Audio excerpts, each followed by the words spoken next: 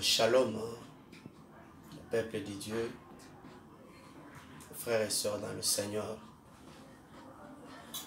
Nous vous saluons chaleureusement dans les noms précieux de notre Seigneur Jésus-Christ. Nous avons choisi ce moment pour parler avec vous, mais bien avant, nous nous présentons. Je suis le pasteur de la communauté chrétienne, les Aigles de Grâce à Kinshasa. Mon nom c'est Jacob Chiwengo Banda. Voilà, j'ai choisi ce moment pour partager un petit élément important avec vous au sujet de la parole de Dieu et de la manière dont nous faisons certaines choses. C'est vrai que nous aurons à partager autant de sujets avec vous, mais présentement, nous voulons attirer l'attention des enfants de Dieu sur un point. Quel point précisément? Nous voulons attirer l'attention sur comment nous manipulons, d'une part, comment nous considérons la présence de Dieu, d'autre part, comment nous considérons la présence satanique. Il se peut que, en lieu et place de donner beaucoup d'importance, beaucoup d'espace à notre Dieu, nous faisons le contraire. Nous donnons au diable beaucoup d'espace et à Dieu un petit espace uniquement. Mais cela ne se révèle pas facilement dans nos affirmations. Il faudrait mettre beaucoup d'attention pour savoir que dans nos affirmations, nous rejetons souvent Dieu et nous embrassons les diables. Je veux donner un exemple pratique. C'est que lorsque nous nous réunissons pour faire les cultes, premièrement, tous nous disons que nous allons dans la maison de Dieu et non dans la maison du diable.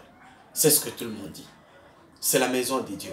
Et quand nous arrivons dans cette maison de Dieu-là, nous constatons que l'officiant du jour, celui qui nous conduit en prière, il nous demande d'inviter ces dieux-là dans sa maison. Avec des expressions telles que commençons par chercher Dieu, chercher la présence de Dieu. Peut-être en interprétant mal le verset qui dit chercher l'Éternel pendant qu'il se trouve, invoquez-les tandis qu'il le prie. Peut-être en interprétant mal ce genre de texte, pour eux ça signifie que Dieu est absent dans les temples, il faut l'appeler. Ou Dieu est comme une poupée assise là, alors il faut venir activer Dieu pour que Dieu commence. Donc c'est l'homme qui connaît les boutons sur lesquels il faudrait appuyer pour que son Dieu commence à mouvoir. Alors on est dans les temples, Dieu est là, il regarde, il est désintéressé. C'est l'homme qui va lui dire, fais attention, nous sommes déjà là. Fais attention, nous voulons commencer, c'est sur cela. Alors faisons venir un Dieu qu'on manipule, un Dieu qui serait une autre forme de marionnette. Et donc une poupée ne se déplace pas si on ne l'a pas déplacée. Voilà, donc c'est comme ça qu'on se comporte. Donc Dieu doit être invité dans sa propre maison. Mais toujours, ce modérateur va arriver à un stade où il commence alors à dire, à parler du diable, disant, nous allons chasser les diables. Et il faut les chasser sérieusement. Pourquoi? Parce que lui, il est déjà là. Il est déjà là. Tout le monde est convaincu que lui, il est déjà là. Or, ce n'est pas sa maison, c'est la maison de Dieu. Et lui, il est là. Il est déjà actif. C'est pas comme Dieu, il faut l'activer. Le diable, lui, il est dans la maison de Dieu. Il est déjà actif. D'où si nous ne nous intéressons pas à lui, il va nous faire du mal. Alors tout le monde est convaincu. Alors on va se mettre à chasser les diables, qu'ils partent à de longues distances. Curieusement, on va les chasser aujourd'hui de ces temples-là. Et le lendemain, on va les chasser de ce même temple. Et finalement, tous les jours, on va les chasser de ce même temple. Pourquoi ne pas se poser la question, en fait, pourquoi cette répétition-là? Donc, nous sommes persuadés que que lui, on les chasse, il revient. Et il revient pour agir.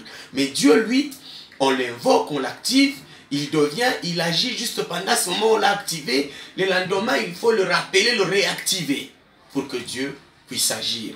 N'est-ce pas là une autre façon de donner au diable les temples?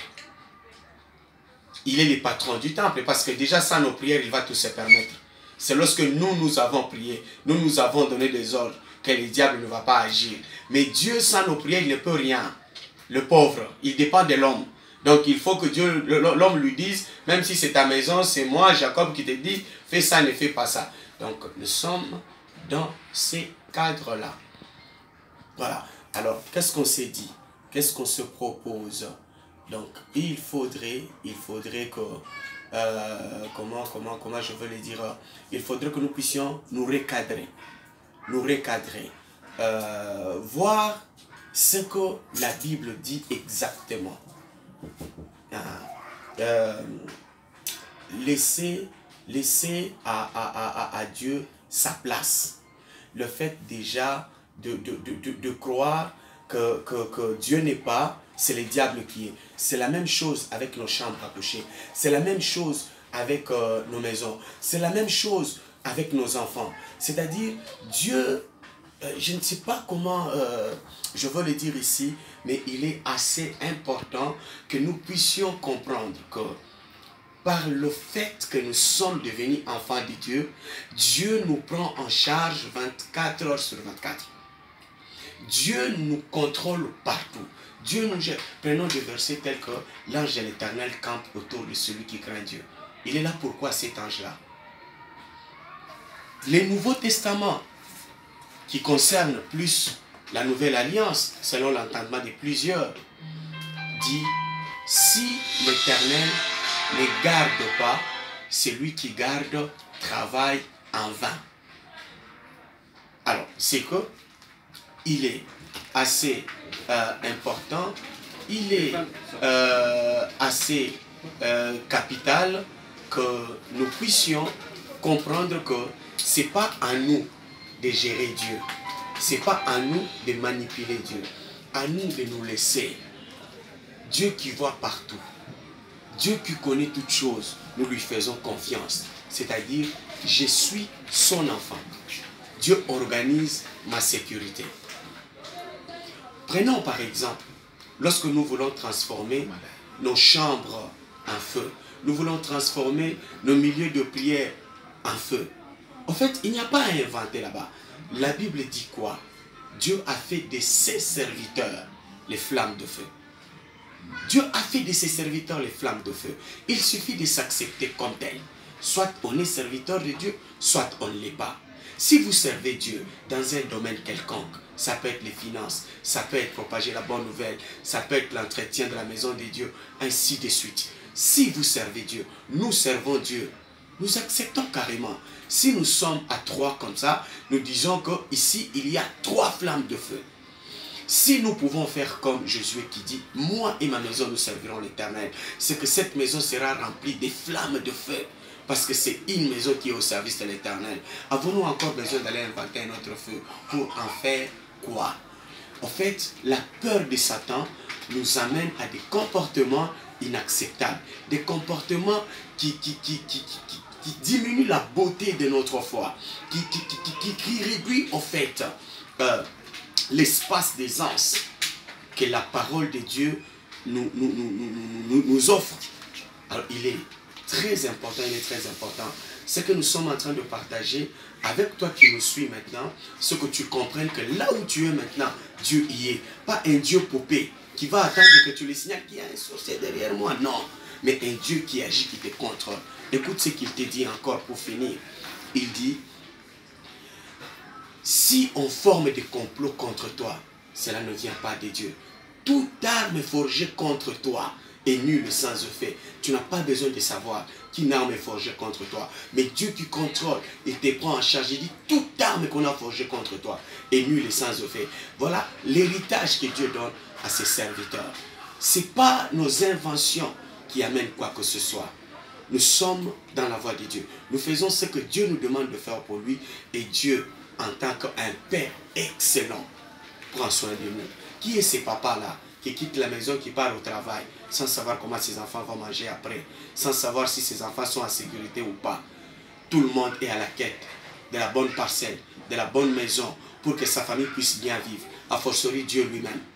Nous avons des chiens à la maison, nous avons des policiers à la maison, nous mettons tout ça. Pourquoi? Même en notre absence, nous savons que nous avons laissé le nôtre en sécurité. Mais il n'y a que Dieu qui part en irresponsable, qui nous abandonne comme ça. Non, ce n'est pas une bonne façon de faire les choses. Aujourd'hui, nous demandons à ceux qui nous entendent de revérifier. Lorsque vous entrez dans votre chambre, voyez Dieu dans cette chambre-là. Lorsque vous entrez dans votre église, voyez Dieu dans cette église. Lorsque vous avez construit votre entreprise, voyez Dieu dans cette entreprise-là. Parce que nous sommes en train de travailler avec Dieu et non pas avec les diables. Dieu a puni les diables. Il a précipité. Selon Apocalypse, il a envoyé sur terre. Pas pour nous déranger, nous les enfants de l'Éternel. Les combats, ça peut venir. Les attaques, ça peut venir. Mais tout ça, lorsque nous lisons les Saintes Écritures, c'est déjà pris en charge. Écoutez ce que Dieu dit. Lorsque l'ennemi va s'élever contre toi comme un fleuve, l'Esprit de l'Éternel va le mettre en déroute. On n'a pas dit une invention quelconque. L'Esprit de Dieu va le mettre en déroute. Donc, si c'est Dieu qui nous prend en charge, nous sommes en paix. Mais si nous pensons que c'est grâce à nos efforts que nous allons vaincre les diables, là, nous ne sommes pas en paix. Soyez bénis. Donc, pour aujourd'hui, nous voulons nous arrêter là. Soyez bénis, soyez bénis.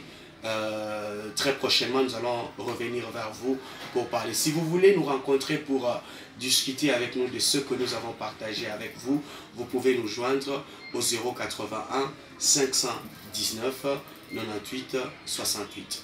Merci.